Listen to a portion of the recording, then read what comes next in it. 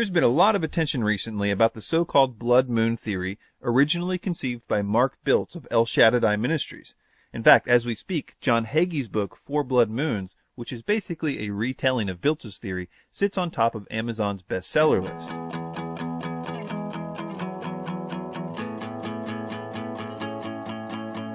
Let me first explain what this theory is for those of you that haven't heard it yet. Joel 2:31 says, "The sun shall be turned into darkness and the moon into blood before the great and terrible day of the Lord come." Mark Biltz wondered if this verse could simply be referring to a lunar and solar eclipse.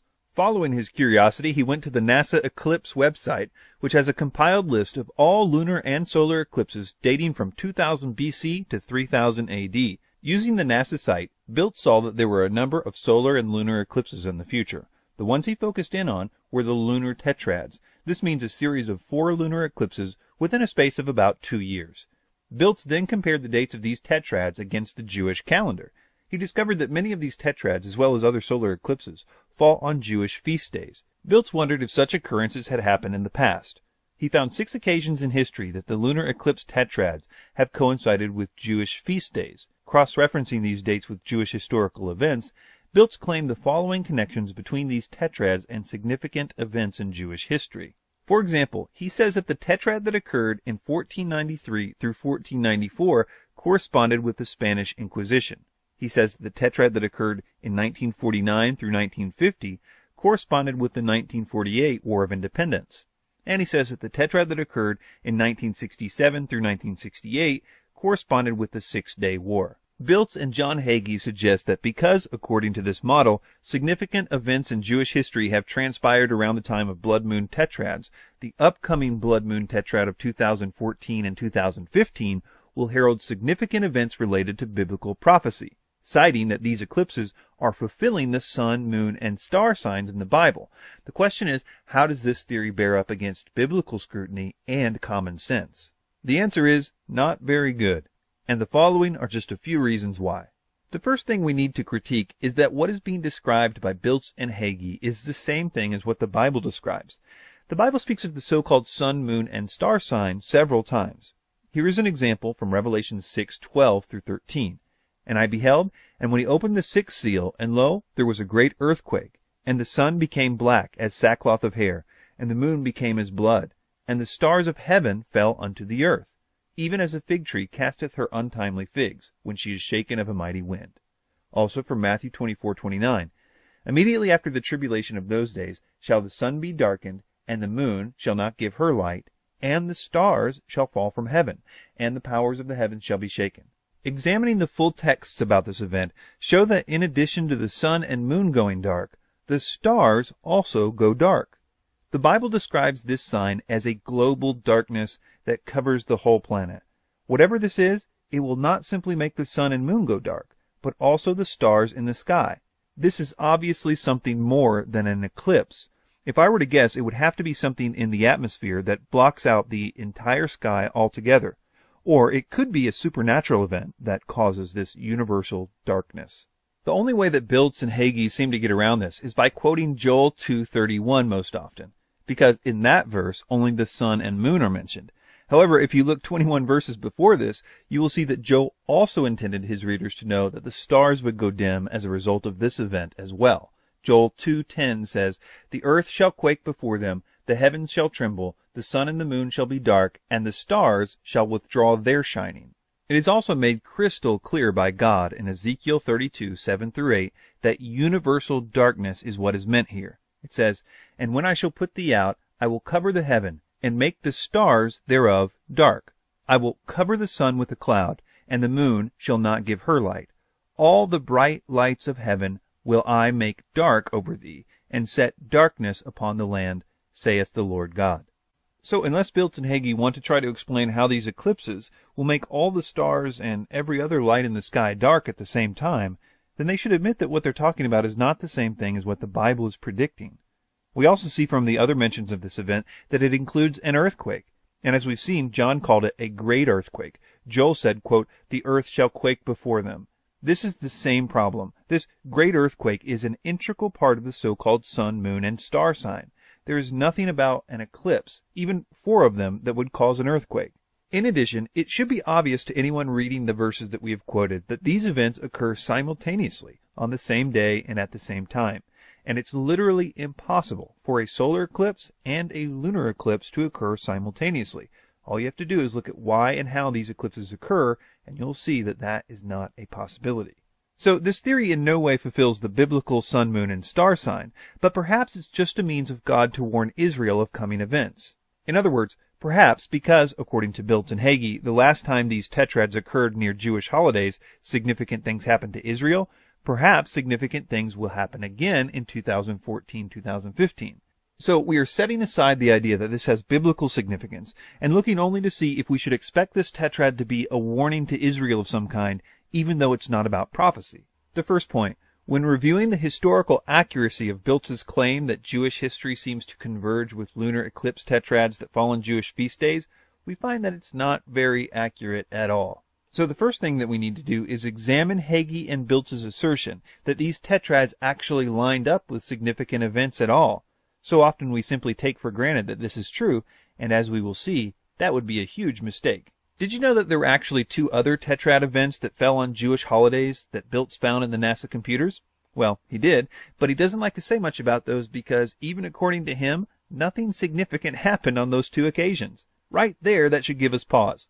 Okay, so how do we know that this upcoming tetrad in 2014-2015 won't be another dud like the other 2 that they don't like to mention?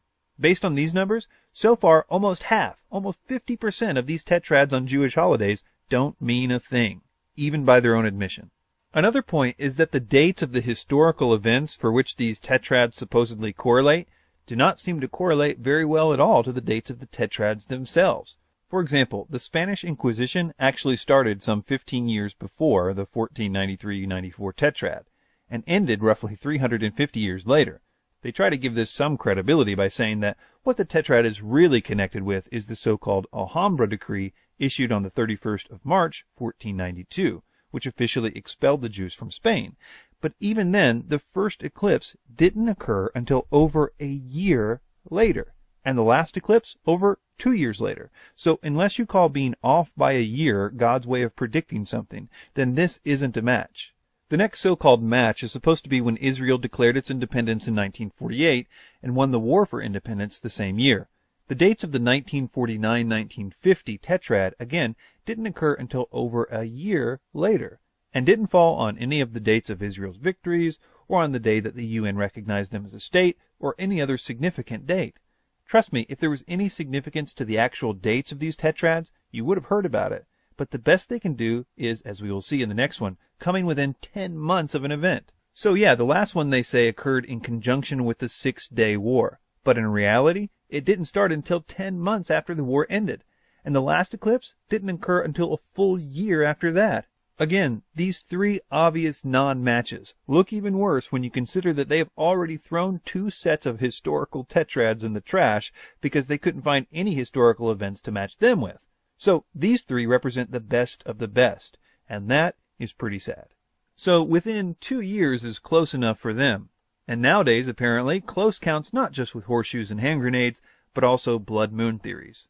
If Biltz and Hagee are really suggesting that God uses these tetrads as a means of communicating to Israel about coming events, where were the warnings about the far greater and far worse events that the Jewish people have faced? Why didn't God warn them about the Holocaust, or 70 AD, or the expulsion from Rome, or the following persecution? What's more interesting to me is what you have to leave out in order to believe this theory. Why did God pick the Spanish Inquisition to warn them about and nothing else? And if this was a warning, why did it come a year too late for anyone to do anything about it? Furthermore, why are some of the tetrads denoting good events, while others bad events? The Spanish Inquisition right next to the victory of the 6-Day War. There seems to be no rhyme or reason to it. The next point. Israel uses a lunar calendar, and they base their feast days upon the phases of the moon. Logic would dictate that because of this fact alone, lunar eclipses will fall on Jewish feast days with some regularity. In an article published by Answers in Genesis regarding Biltz's blood moon theory, they commented on the rarity of total lunar eclipses following on Passover and Sukkot in this way, quote, "No, it's really not that unusual. Remember, a lunar eclipse happens only at a full moon. We don't follow a strictly lunar calendar today, but most ancient people, including the Hebrews, did. Their months began with the first appearance of the crescent of the new moon, which is a day or so after the modern definition of a new moon, when the moon and the sun are in longitudinal conjunction. Reckoning from this point, 14 days later, or the 15th of the month, always coincides with a full moon. The article then discusses the frequency in which lunar eclipses fell on Passover and Sukkot, the same feast days as in the blood moon theory. They start off here by mentioning that so far in the 20th century, this has happened 37 times. Quote, "We can say that all 37 of these lunar eclipses coincided with Passover or Sukkot. This is about 1/6, 37 out of 230, of the 20th century lunar eclipses, which is about what we'd expect because Passover and Sukkot happened in 2 of the 12 months. The relatively high frequency is a result of definition of the 15th day of the month on the lunar calendar. Therefore, again, the coincidence of lunar eclipses with these two observances is more common than Biltz realizes." So, do you understand what they're saying? They're saying that lunar eclipses are so common on these particular Jewish holidays that it's occurred 37 times just in the 20th century. They are so common that Biltz and Hagee have had to essentially say, okay, yeah, eclipses on these Jewish holidays do happen all the time, but how about 2 eclipses within 2 years of one another? Oh, that's common too? Well, how about 4 eclipses within 2 years of one another? Oh, that's common too? Well, how about we throw 2 of those away and only look at the other 3 and twist those a bit, and then we'll have something to write a book about. On the whole, the blood moon theory proposed by Mark Biltz and John Hagee falls short of the biblical standards required for the sun, moon, star, and earthquake sign that's supposed to herald the beginning of the day of the Lord. It fails to demonstrate any real and lasting correlation with Israel's past, and it seems little more than fluff and hype. In conclusion, I actually agree that significant events are on the horizon for Israel, and even possibly of biblical proportions. But to suggest that any significant events which might occur in the next couple of years are in any way related to the tetrad eclipses of 2014-2015 would be akin to me saying that my team won the Super Bowl because I wore my lucky jersey. Thanks for your time.